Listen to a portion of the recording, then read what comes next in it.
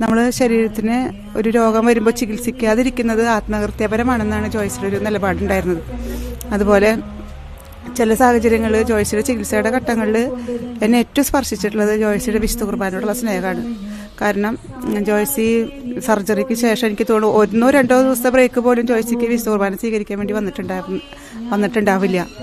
അതുപോലെ തന്നെ ജോയ്സി ഇപ്പോൾ കയ്യിൽ സെൻട്രൽ ലൈനൊക്കെ ഉണ്ടായിരുന്നു. പ്ലാസ്റ്ററിന് സിവിയർ പ്ലാസ്റ്റർ അലർജി ആയിരുന്നു. അപ്പോൾ സെൻട്രൽ ലൈനൊക്കെ വെച്ച് കീവോപ്പൊട്ടൊക്കെ വെച്ച് വീട്ടിലേക്ക് പോന്നിട്ടും വിശുദ്ധ കുർബാന പ്ലാസ്റ്റർ ഇളകി വരണ ആ സമയത്തും കൂടിയിട്ട് വിശുദ്ധ കുർബാന ഒരു ദിവസം പോലും മുടങ്ങാതെ അത്രയ്ക്കും ബുദ്ധിമുട്ടിയിട്ടാണ് ജോയ്സി കുർബാന കണ്ടിരുന്നത്. അതുതന്നെയാണ് വിശുദ്ധ കുർബാനുള്ള ഭക്തിയാണ്. ഒരു കുർബാന നേരം വൈകിയെന്ന് തോന്നിയാൽ ജോയ്സി അതിനെ കോമ്പൻസേറ്റ് ചെയ്യാൻ വേണ്ടി വേറൊരു കുർബാന കൂടി കാണുമായിരുന്നു. അതുപോലെ ജോയ്സിയുടെ വിശുദ്ധ കുർബാനുള്ള ഭക്തിയാണ് ഏറ്റവും കൂടുതൽ എന്നെ ആകർഷിച്ചിട്ടുള്ളതും. ഒരു ദിവസം പോലും നവീകരണത്തിൽ വന്നെങ്കിലും ഒരു ദിവസം പോലും വിശുദ്ധ കുർബാന മുടങ്ങരുന്നുള്ളൊരാഗ്രഹം എനിക്ക് വന്നിട്ടുള്ളത് ജോയ്സിയുടെ വിശുദ്ധ കുർബാനയുള്ള സ്നേഹം കണ്ടിട്ട് തന്നെയാണ്.